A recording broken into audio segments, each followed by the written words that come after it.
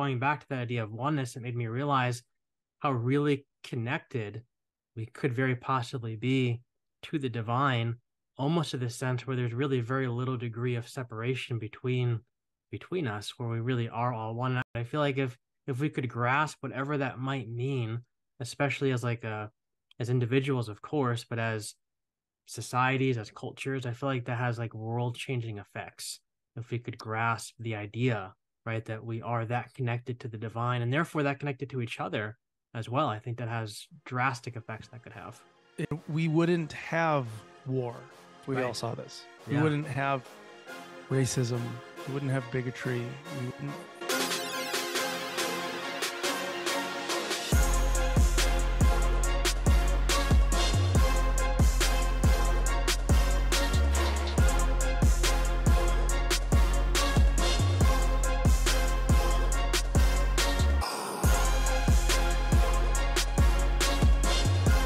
All right, hey everybody, welcome back to the podcast. Today we're sitting down with a brand new guest, someone I'm super excited to talk to, the one and the only Michael Gungor. And so Michael, my friend, thanks for responding to my Instagram DM. Thanks for making time for us, for the work you're doing in the world. Grateful for you and for your time. Thank you. Thanks for having me. Yeah, definitely. So before we start, I have to give a shout out to my friend, Jay Romine. So Jay and I went to high school together. And as I mentioned before we hit record, he messaged me on Instagram. He's like, he forwarded me one of your videos. He's like, dude, you have to have Michael on your podcast. And I was like, yes, like why on earth hasn't this happened? We're like 260 something episodes in, and why haven't we made this happen? So thank you, Jay, for the idea. This one is for you. And Michael, maybe toss out some virtual love to Jake. He's a big fan and he's a drummer. He played some of your music in our church back in the day. Well, Jay, thanks for making the connection here. It's good to be here. Definitely. So here's the deal. I have zero agenda for this episode other than to listen to you, hear some of your story, and see where the good spirit leads us. Because I've heard bits of your story, you know, like snippets here and there. And I've heard a lot about your story from other people, both conservative and progressive thinking people alike. So I have a lot of different pieces, but I don't feel like I have the whole picture. And so then I saw a video that you had posted on Instagram, I think like a week ago, maybe 2 weeks ago now. But you talked about maybe going back to church, looking for a church, things like that. And that I know, reading the comments, stirred up quite a stir of people on the theological spectrum, proving that you can't really make everyone happy ever. And so maybe take us into your story a little bit, if you would. Your faith journey, your music, like I said, was huge back in my church days when Jay was playing the drums, and you become a voice in the deconstruction world. Obviously, the Liturgist podcast. Now you seem to be a bit of a bridge builder that's still evolving, which I love. So maybe talk to us a bit about, you know, where you were, where you are, the highs and lows in the middle, and then we'll see where we go. Yeah, well, it's been certainly a journey for me. A little bit. A little bit. So I grew up a pastor's kid. Mm-hmm. So I learned how to play music basically in church. Mm-hmm. And music was always very spiritual for me. It's always really tied to my spirituality and my spiritual practice. And I would have, it wasn't just like a cerebral thing. I would really experience the presence of God, what I would call the presence of God, while in music and in playing and in singing and even dancing. I grew up in like a charismatic Christian environment, so we were the weirdos that did. Did you do flags? Bible. We had flags. We had speaking in tongues. We had slaying in the spirit, laughter, the whole 9 yards. Barking. My school, we had some barking in my school. I was in a son of a charismatic school. We did some barking there. Some mild barking. Mild barking. Any hissing or anything like that? No hissing. Okay, that's good. Maybe in the deliverance sessions. I don't and I would have like these sort of like mystical experiences sometimes as a kid. And then as I grew up and got a job at a church and just put out a couple like records that were worship music, started touring around and playing and getting recognition for this stuff. I was at that same time kind of like wondering what was what was real about it and what Mhm. was, I would see a lot of, when you start seeing behind the curtain. And I think if anybody who just like takes it seriously, if you actually like listen to what Jesus said and then Mhm. you pay attention to what's done with what he said, you're kind of like, what is this? Like what Yeah. what is this whole thing? Yeah. Um, and so was asking a lot of those questions as I was Hmm.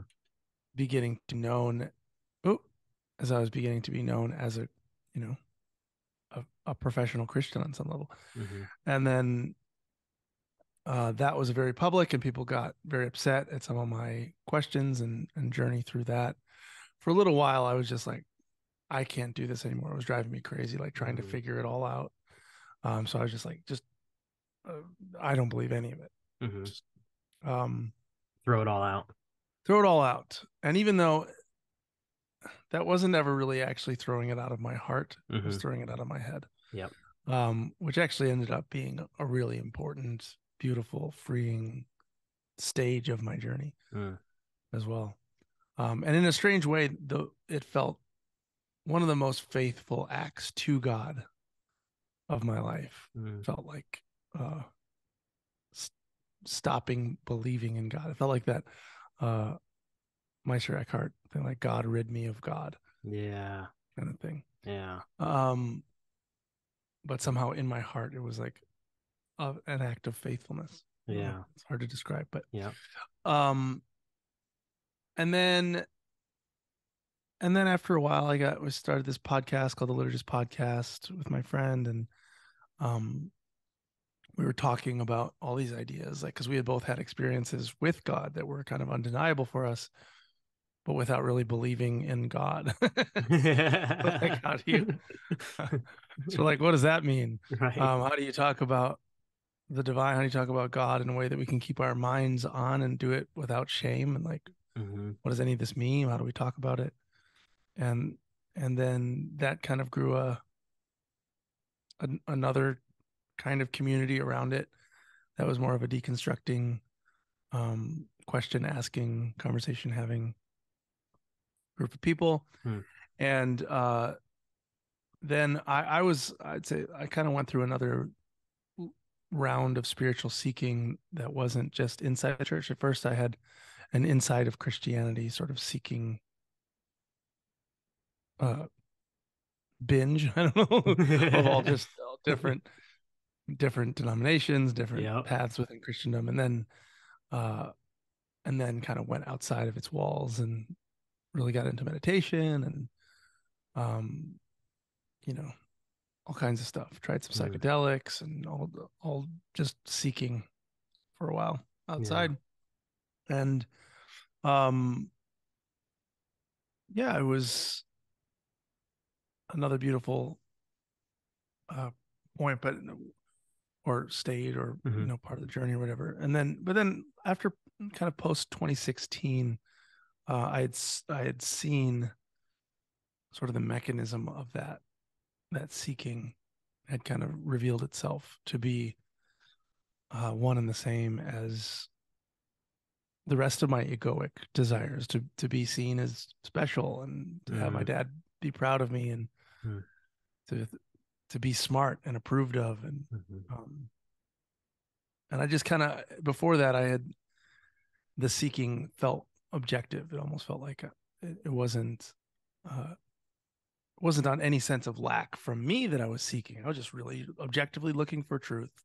Sure. Um and then I kind of saw through that, and then the Mm. seeking kind of lost its um power, Mhm. and I became much more comfortable with mystery. Yeah. And um so now I swim in mystery as mystery, Mm. and yeah, came back to after years of needing some space from Christianity and from the church. Uh I just really have found that I don't have to. For a little while I felt like to say what I was seeing and learning experience, I had to speak with other words Mm. from outside of Christianity because the definitions had been so narrowly defined and so narrowly thought of in the way that I grew up. Mm. Um, and what had been taught to me, what had been handed to me. But now I've found all these uh, beautiful saints and sages and mystics and guides through the years who the words actually feel different to me now. So I don't feel like I have to speak of Shiva and Shakti to get to what I'm pointing at anymore. I can actually use Christian language for it. Yeah. And I think Christianity is actually full of a lot of potential for what it could be in the world. And so yeah, I've the last few years been interested in kind of reclaiming the faith that is my native tongue that I grew up with, and what could it be if we didn't make it some egoic, colonial, shame-based, fear-based system of oppression. Instead, like good summary. used it Right. used it to inspire, open our hearts and inspire more love. Yeah, I feel what you're saying about like I feel like for a while I just wanted to throw everything away. Like because I grew up in a very similar to you, like it was a very narrow fundamentalist kind of evangelical culture where, it's our way or the highway, and that's just the way that it is. And so once I started to like rethink some things, which really happened for me when we had a child, and she had to go to the NICU. I told this story on the podcast many times, but racing with the doctors down the hallway, no idea what's going on. First time parent, they put this kid in the tank, they hook up all these wires to her, and so you can stick your hand in there. And I'm like, okay, stuck my hand in there, and she grabbed my finger, and immediately I had this like theological crisis Yeah. in the NICU. I'm like, original sin makes no sense anymore. Right. Right? Hell makes no sense anymore. God's wrath makes no sense anymore. I'm like, all of a sudden, like I'm literally thinking all these things while my child is holding my finger, Right. and everything just kind of fell apart. And I went through this season of like, I just gonna throw all this away. It's all ridiculous. The whole thing. Close my Bible. I'm not gonna go to church. Do all the different things. But then I started to realize I started to do some digging, some studying, and started to get into like people like Bart Ehrman, people like Elaine Pagels, people showing me that the history of Christianity is so wide and so diverse. And there's so much in there that I had like no idea, like some very esoteric branches of Christianity where it's all about the inner work, a lot about the mystery type stuff that you're referring to. I'm like, oh, so I can call myself a Christian without being on that narrow road that I was brought up on. Like I can think differently, but still within the confines of this Christian umbrella. And for me, that was like so liberating because now I find myself exploring, like you said, all sorts of different things, but being able to attach a lot of the Christian terminology to it that I grew up with. But it's almost been like redefined for me in this season of my life, if that makes any sense. It does make sense. Yeah, Yeah. thanks for sharing that. So can you talk a little bit about, because I've seen you again talk online about and Twitter, I think on Instagram about things like regarding Christ consciousness, oneness, which mystery, things like that you were just speaking about. Because like I've been getting into people like obviously Richard Rohr, Matthew Fox and the Cosmic Christ. Neil Donald Walsh has some really interesting things out there. I recently got introduced to like the Course in Miracles. I don't know if you've heard of that, probably I have, but have, I've yeah. dabbled in that a little bit. So I'm like expanding on all these different things. But again, like I've seen you mention some things about it. And I've heard a lot of what people have said to me about what you said about it. And I found myself in this place where I was just talking to somebody the other day that I feel like, whereas like deconstruction, like 1.0 for me was rethinking hell and atonement and what about this Bible verse? What about that Bible verse? But now I feel like I've gone a couple layers into the onion.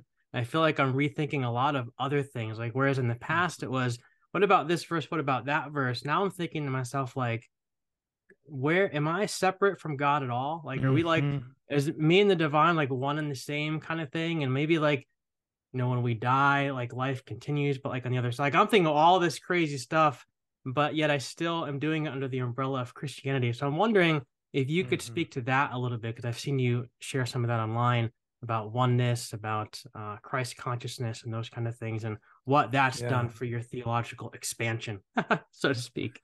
Yeah, I'd say that's actually at the bullseye of the theological expansion. And Yeah. it's actually why I felt the need to speak outside of Christianity for a while, because Hmm. in Christianity, when you start getting a little deeper in the onion, like you said, um, traditionally, not, I wouldn't say exclusively, but Hmm. traditionally, Orthodox Christianity holds it very important to keep a distinction between creator and creation. Yep. And I see, um, on one level, I see the value in that, Hmm. but I think it also is, I think it's very plain the way I read it now, the way I see it in Hmm. Jesus's words, and even in a lot of other parts of Scripture. Um, and this is, I think, this is also what a lot of the mystics were getting at. Um, Teresa of Avila and Saint Francis and John of the Cross, and like the mystics that would sort of get lost in the presence of God to the point where they lost themselves in Hmm. God. Hmm. And I think we don't, sometimes we focus this conversation as though it's about God. So, like, what is the nature of God? Um, is God this rock? Is God this? Is God this? Whatever. And we think we're making it. We're as though God is a thing that we could um, parse out and understand, and Hmm. then draw the lines around. Yep. But if God is infinite, Hmm. if God is omnipresent and all in all, and these are stuff you can find right in the Bible, Hmm. um, and through history and through orthodoxy, like words we say it. If we don't, I actually don't think at this point we have to do much reforming about who God is or what God is, as much as we have to do the reforming on who do we think we are. Hmm. And that's not actually in the creeds. That's not, there's no really hammered out theology that I've ever seen, Hmm. um, really seriously looking at who are we? What are we? We just go, we believe in one God. Who's the we? And if we get down into that question and we begin to ask that question seriously, uh, we get to be in a little lonelier road of Christendom. There's not a whole lot of Christians that have done that, Hmm. but there are some. Yep. But there are a lot of other mystics and sages from other traditions who have done that and who have done some of that work Hmm. to help like lead some breadcrumbs when you're like, who, when I say I believe in God, when I say I believe in Jesus, when I say what happens to me when I die, Hmm. all these things that are just presupposed when we're starting the conversation. Yeah.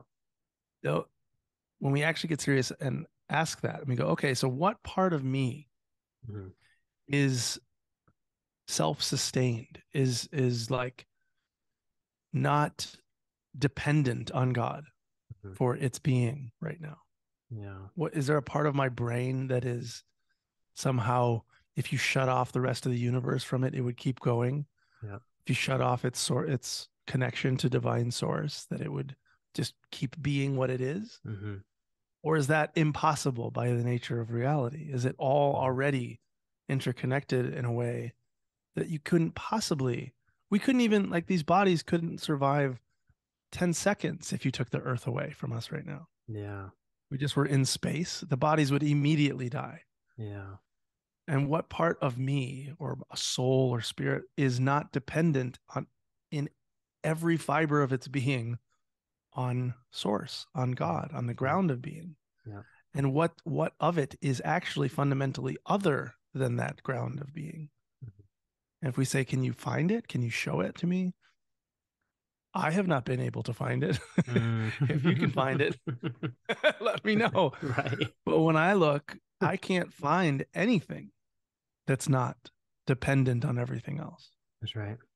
And and then the metaphors that some of the mystics have used, like I'm a wave in the ocean, starts making more sense. Yep. It's like, what of me is not this water, is not this ocean of being? Yeah. And if there is nothing of me that is not ultimately from all in all and of all in all, then where is the distance? Where is the division between God and me? And that's not Right. even a statement about God as much as me. Yep. That's right. I don't have to understand what God is. I have no idea what God is. Yeah. But I just notice that when I look for who am I separate from God, I Yep. can't find anything. Yeah. And so then when I let go into that, the experience of separateness fades away. And Yeah. that's where the poetic language of it's all one or it's all God. Hmm. It's not an ism. That's not a belief from when it's spoken from a place of seeing.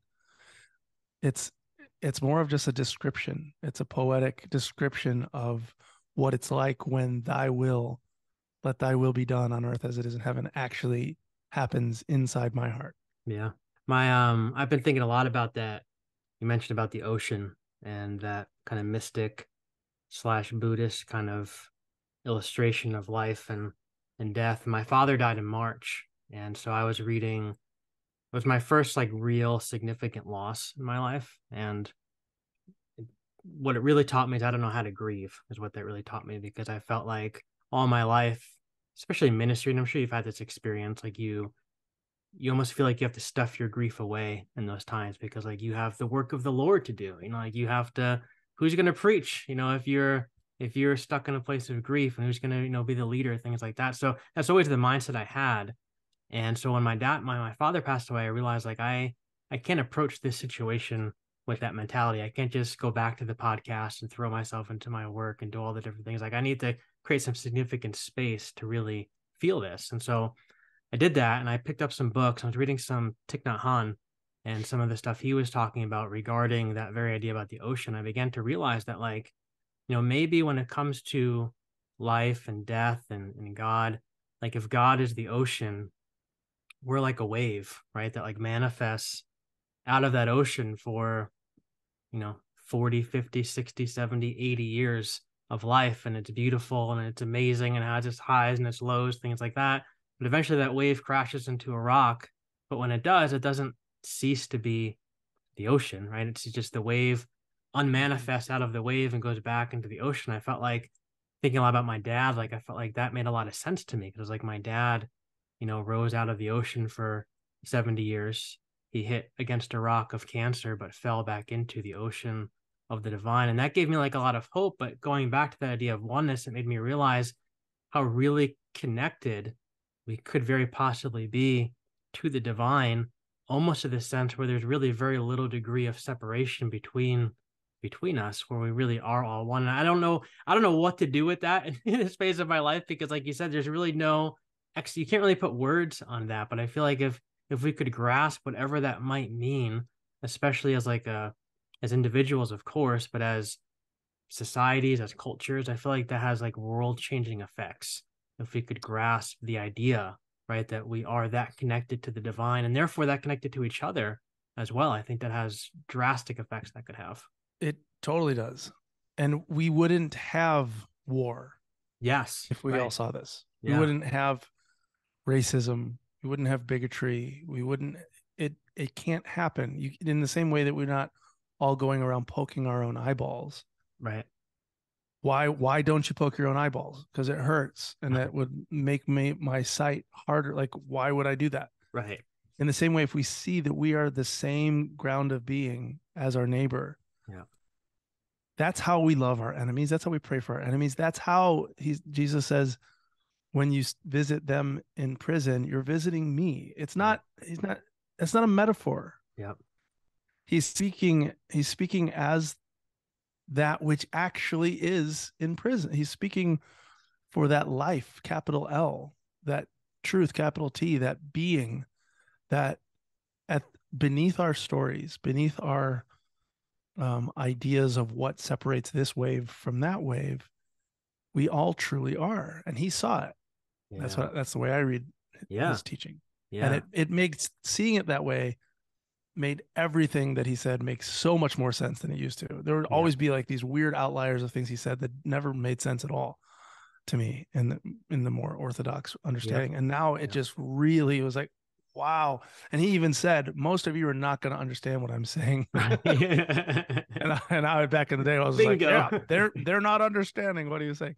Yep. Um, but it does, it drastically changes everything. Even when you go back to that question of hell and original sin, like there's, if we take away like if we just see that there's no way we could be separate Mhm. from the ground of being, if there's no way that creation could ever actually be separate from its creator, Yep. there can be distinctions made. I think it's Yep. worth making a distinction that Michael Gungor is not God.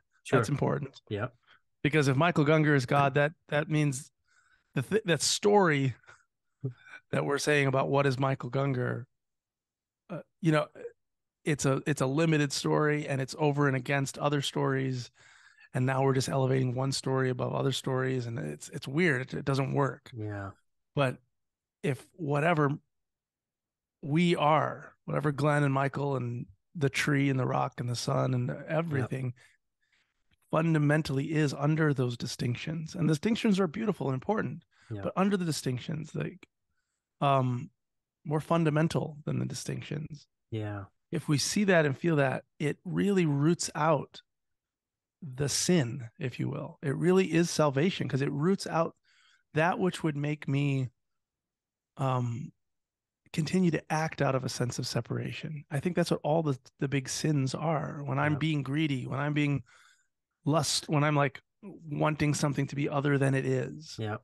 and lusting, when I'm in hatred and I want somebody to die, I want the enemy, I want vengeance, all that stuff cannot thrive in an awareness of love, in the same way that I, again, can't poke my own eyes. No, Yeah. if I just notice I'm the one poking my eyes, I stop Yep. immediately. Hmm. If I notice that what I think of as my enemy, what I think of as the thing that I need to be happy, when I notice that all of that is just fundamentally me, Hmm. it's fundamentally the love that I am, and that I can't be separated from. I can't be violent in those ways. Hmm. I cannot, in remembrance of that, Yep. continue to harm myself. It's Yep. just, it doesn't happen. Yeah. It's funny you said that, once you see some of this stuff in the teachings of Jesus, like you can't not see it, right? Like you can't unsee it. Like you didn't see it before, but then once you saw it, you're like, oh yeah, it's like actually everywhere. And I had that same uh kind of situation when I came across Jesus's word to the disciples, where he's praying for the disciples, and he says to the Father that like you're in me and I'm in them. Mm-hmm. And Mm-hmm. that, for me, like now that seems like it's almost saying that there's a separation, but there's not a separation, right? It's like you said, like it's important to make the distinction that I'm not God. Everybody would be in big trouble if I was God. You're Right. you're not God. But yet at the same time, there is a separation, but there isn't a separation, because like Jesus said, the Father's in me, I'm in them. Like we're all in essence connected. Like there is not this massive separation that I feel like many of us have been told, that I was certainly raised with. And for me, like again, going back to like my daughter, and I'm sure you've had this experience too, like kids can really make you rethink your theology sometimes if you'll let them. Because I know for me, like my daughter has asked me like all these books and stuff, like what are all these books, and trying to tell her that I used to be a pastor of a church and I teach people about God and Jesus, things like that. And so she's asked a lot of questions about Jesus. And so I told her about like the cross and things like that. She's like, well, like, what's the point of all of that? Like why is that like in the Bible? Like what does this story mean? So going backwards, like in my past, obviously, the answer was that, you know, God was angry at our sin. And so, Mm-hmm. Jesus had to die to take our place, things like that. But I've really tried to rethink, like, how can I share this story with her in a way that's going to be meaningful and not violent and horrible, like that I was Mm-hmm. raised with. And so the way I've kind of shared it with her has made a lot of sense to me, is that, you know, we all are born in the image of God. The breath of the divine is in all of us. And there's like a spark inside of us that's just like God's spark. It's like a fire inside. But as we grow up and we go through life, we forget who we are. I said, don't you forget who you are at school Mm. sometimes? She's like, yeah, on the playground. Sometimes I get angry, whatever. I'm like, yeah, exactly. I said, there's so Mhm. many times I forget who I am. I said, but God saw that and said, oh man, my people need a reminder, of who they are. And so Jesus, God lived inside of Jesus in this perfect and amazing way. And I said, so when we look at Jesus, we remember who we are and all these Mm. different stories about him. And I said, especially on the cross, I said, when they nailed him to the cross, wouldn't you be a little angry if people were doing that to you? She's like, yeah. I said, yeah, but Jesus said he responded with love and forgiveness. And I said that love and forgiveness was so strong that 3 days later he rose from the dead. I said, because there's so much power in love and in forgiveness and grace and peace, all these things. I said, so when we look at that, we remember, aha, that's who I am. And that's what it means to be Yeah. a human. And I feel like for me, like in trying to craft a story for her, I felt like it spoke more to me maybe than it did Yeah. to her, right? Because I feel like now, like that whole story has all new meaning, and I can look at it through that lens of oneness and not being separate and being connected. And like you said, again, going back, if we could all grasp that, imagine the problems that we could solve. Yeah. Beautiful. All right, so fast forward to this Instagram post that blew up the internet a couple weeks ago, and I know I think you did like a 30-minute solo podcast too on the liturgist where you kind of talked through it a little bit. I was listening to it the other day, but take us into that a little bit because you shared about this desire to go back to church, like church shopping, and you said earlier about how like you intellectually at one point threw it all away, and then you started to rethink some things, bring some pieces back, talking about the Christian mystic, things like that. And now you're looking to actually go back into a church setting. So maybe talk to us about what that process of thinking has been like. And also what is your success or not success been in finding a Yeah. place that can kind of house all of these ideas that we're sharing. Yeah. Well, I think having been out of church for so long, Mm-hmm. there are definitely aspects of it that I've missed. Um, and there's something about even when Jesus said, like, when two or three are gathered in my Mm-hmm. name, I'm there. Uh, Even if we take that like to the Christ consciousness thing, there's something powerful about as we are living out this Christ consciousness and embodying it, there's something powerful about joining together Mm-hmm. um, in our remembrance and in our Yeah. celebration of like the Eucharist and the all the sacraments and stuff and singing and just looking at another human in the eyes and remembering that we're one. Like it's it's important, I think. Mm-hmm. And it's that, and me saying it's important is not saying that I think everyone should go to church, Mm-hmm. but I think that there's not a lot in our society that is built for that reason. Like everything else is pretty much a business or something, right? So like, Yeah. and arguably most churches are just that The too. give But and take. Yeah.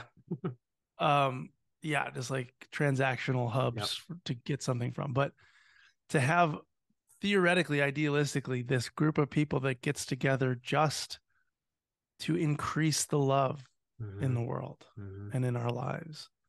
What a beautiful idea. Right. um, Unfortunately, yeah, it sometimes falls short of Yeah. that ideal, but I still love the idea, and I also just don't. I've noticed when I was out of having been out of the church so long, I also miss just sort of the synergy of Mm-hmm. um wanting to work for this world to be a more beautiful place Yeah. with others, and trying to do that by myself is pretty hard. Yeah. So just to have little practical ways of being in people's lives and Mm-hmm. going through rituals and all that, so fun. um so I've been curious about that for a while, but it's been and gone occasionally to churches, but it was the last few months that really kind of amped up. I was like, I Mm-hmm. really would love to find a place, and was not having a lot of luck. And then just I was at the gym and I was like, maybe I should just have the idea while I was on the whatever rower or something. Like I should just ask some of my Instagram people if they know any churches in this area that I might like. Um, So wasn't expecting anything of the post, and all of a sudden it started Right. blowing up, and I was like, "Whoa, What's happening? what is happening?" What did I do? Um, yeah. So yeah, it's been interesting. I think it kind of for me drew attention to the fact that I'm not alone in this Mhm. desire. Um, I think it drew also attention to sort of the tribal nature of a lot of this, a lot of our religion and beliefs and stuff that uh because I've talked a lot about God the Mhm. whole time. Mhm. Um, but when there's a perception that I wasn't on the team anymore for whatever reason, those perceptions got created. My thoughts about God were completely irrelevant or whatever to most people or Yeah. whatever. Um, and I think I maybe overestimated people's care about specific theology or thoughts about God and underestimated the sense of are you on my team Yeah. or not? Yeah. And so I think there was some of that people were like, "Whoa, are you on my team?" Mhm. Um, that was part of the post too. And the sad part about that to me is like, yes, of course, I've always been on your team. Yeah. Right. I'm not against any other team, but I'm on your team. I'm Yeah. for you. I'm in your family. Um, and yeah, anyway, so I have found some places. Um, I've gone to one place in particular a few times that I've really been loving, and I think I'll be going there a lot. But Mhm. one of the hard parts of this has been to find a place that's open enough theologically for someone like me, um, who sees God in everything as all in Yeah. all, Yeah. and then having any kind of like compelling liturgy that is artistically, aesthetically uh, beautiful Mm. to me. And I'm kind of a snob with that, I guess. But uh, a lot of times I found that some of the more open, beautiful theology tends to have a liturgy that feels like it's stuck 150 years ago or something, or Yeah. like just kind of this odd point of time to really grasp on as being the beautiful time or something. I was like, let's make some new shit, or Right. or, Why isn't the liturgy caught up with the thinking, right? yeah, yeah. Yeah, it's when you talk about like the team stuff, when you posted that video and people some people wonder like, is Mike back on my team? Like back on the church team. Other people are kind of Mike's leaving my team because he's the Mm-hmm. I'm on the no Right, church team and now he's going right, somewhere totally. else, right? And it's funny, like a few years ago, somebody I posted something about my podcast and my wife had shared it on her Facebook page and somebody messaged her from our old church and was like, I can't believe you're going down this road. Like you're not one of us kind of thing anymore. Like you're not a Christian anymore. And she's like, no, like I, still believe in Jesus. I still believe in X, Y, and Z. I feel like we're on the same team. And this person's like, we're not on the same team anymore because you're Mm. not going to church. Wow. You don't believe this. My wife, we had this like long conversation because it was literally like blew us away that like these people who we had spent so much time with because we stopped believing in this one thing intellectually was like all of a sudden we were no longer part of the team. And I was like, I Mm. feel like we're all on the same team in a sense, but like I still feel like I'm on that Christian, I felt like I was under that Christian umbrella, but it's just when you start to when that language starts to come up, it really made me rethink just a lot of things about relationships and a lot of things about people who I had been close with in the past and just maybe just rethink a lot of stuff. So just hearing you talk about that team aspect of things brought up a whole lot of emotion just now. Yeah. Yeah, I mean, if we're honest, it's probably the big force that had any of us believing any of it in the first place. Yeah. Because Right. it's like we were taught Yeah. that to belong, we had to believe, Yeah. whether it was stated so explicitly or not. That was the truth. So, Yeah.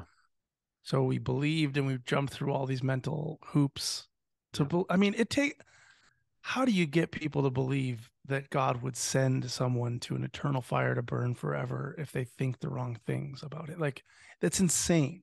Yeah. But you get like really intelligent people to somehow to buy into that. How? Yeah. You need some really effective like psychological triggers and Mm-hmm. levers to pull. Yeah. And belonging is one of our big ones. It's just That's one right. of our big evolutionary triggers. It's like you want to be safe, you need a tribe that's going to be around you, that's going to support you. Yeah. We're that's built into our DNA. So like you want support, believe in this monstrous God. Yeah.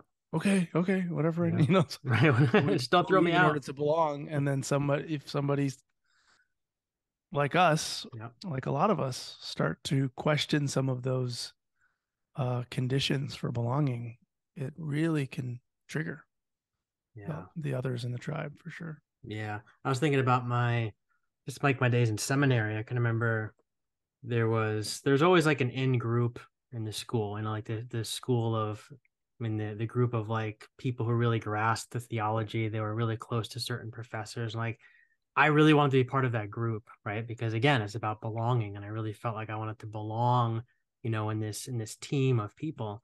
And I can remember, I had questions. I've always been the inquisitive type. Like I've always had questions like, hell didn't always make a whole lot of sense to me, but yes, I believe it because I have to, right? Yeah, Like after, yeah. atonement didn't really make a whole lot of sense to me, but yes, I have to believe original sin, all these things. And I would just kind of shut up that voice in my head that was quieting Right. me because that's the devil. That's the devil whispering in my ear, God has said, but blah, blah, blah. And so I would just kind of like the yes man. I just kind of went forward. And that being part of that group just meant so much to me that I just silenced all those questions for so long. And I feel like now I'm in this space with this podcast, and I'm sure you have had that experience with your own podcast and exploring all these different things and asking all these questions. Like I realized like how it felt like it would be so freeing to be part of that group. But at the same time, I look back on it now, I'm like, what bondage I was in because I Yeah. was so tied up and wanting to be liked or wanting to be approved of or wanting to be Yeah. whatever. And now, though, that I'm asking all these questions, I'm like, man, how freeing this is to just be able to explore and not have to worry about what that professor thinks of my faith, if I'm really a Christian or not. Who cares? Like I am a Christian because that's what I call myself, and I feel like I follow the way of Christ, and that's what it looks like for me. So, and I feel like I'm free of all of those expectations now, and I just feel like I'm able um to walk the path in such a more free way, if that makes any sense. It really does. I heard this somebody say this the other day. I thought it was amazing. But you know how that old phrase like the most powerful thing the devil could do is make you think he doesn't exist or something. You heard Yep. that? Yep. And they're like, no. And it came from a revelation of having been in church a long time. They're like, well, no, I think the most powerful thing the devil could do is convince you that he's God. The God that a lot of us grew up with is as Yeah. antichrist Wow. as anything could possibly be, Yeah. Yeah. is as satanic as Yeah. anything could possibly be. Yeah. And somehow a lot of us bought that this satanic, repressive, oppressive, terrible character um, was God. Yeah. What a trick. Yep. Yep. I think it was Rob Bell who said the good news is better than that, right? Like it's got to It's be. infinitely It's better. got to be better than that. That's the worst news possible. I can't think Yeah. of that's not good news in any form No. other than unless you're a complete selfish psychopath who's like, well, at least I'm getting in. Right. What? Right. Right. That's like thinking the Holocaust is good news because I'm not a Jew. Right. What? Thank God for Are you me. crazy? Yeah. Yeah.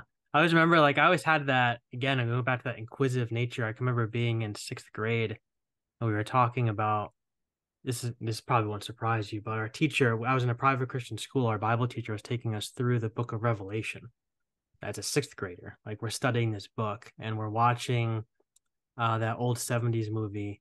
What's it about? It's about being left behind. It's Oh called my God. Yeah. The song is in my head and it's gonna trigger me. But anyway, it was that 70s movie. And it was That all traumatized a lot of us. exactly a nation Thief of in the people. Night. Thief in the Night, that's the one. And I can remember thinking to myself, like, so Jesus is gonna come and take me away, and that's a good thing. But like, what if my family doesn't believe the right things? They're gonna get left behind, and they're gonna be Tough for getting them. Tough fire for rained on them. them, right? But I'm gonna be celebrating in heaven and all excited and like partying Yeah, with Jesus. Like, or if I die and I go to heaven and they go to hell, I'm like, that doesn't make any sense to me. Like, then is God gonna be mad at me because I'm not happy in heaven, or my feelings gonna be wiped away? So I'm just automatically like a robot who's happy. Like, none of that exactly. made any sense to me. But again, I was like, yes, I believe it because that's what I'm told to believe. And then after like 10 trillion years, you're still doing it. You're still partying. And you're like, hey, have they had enough? Right. No, No. they have not. I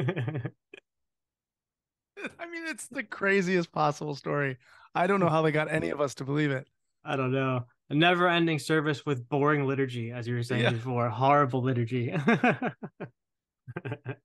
We're also uh Oh, it was wow. also funny when you actually try to imagine any of it, it just so quickly becomes either comical or horrifying. But even like Yeah. going up to Jesus in that kind of like setting, like you're some of the good ones you get in, you're like, you see Jesus, he's right in front of you. And when you like put it into like real, like, you bow down, what do you do? Like, hi. High five. And he's like, yes, yes, you may worship me now. Right. And then like how long? Like after 20 minutes, you're like sitting there bowing, and then you're like, are we gonna do something? Continue, please. Right. Continue to bow. Are there hors d'oeuvres anywhere? Do I eat snacks? You're really awesome, Jesus. Right. You just Sing keep it saying. again, everybody. One more time. Oh, wow. Oh, well, Michael, we are we're just about at the end of our time, but this has been a lot of fun. Thank you for making time for me, for our listeners. Thank you again for the work that you're doing. I really appreciate you. Yeah, you too. Thanks for having me. Yeah, and real quick, where's the best place for people who don't know too much of you? Where's the best place to find you on the interwebs? um, at Gungor Music or at Michael Gungor on Instagram at Michael Gungor or at Gungor Music and everywhere else at Gungor Music, pretty much. Awesome. I'll put the links in the show notes and maybe we can do it again sometime. Yeah, thank you All so right. much. Yeah, definitely.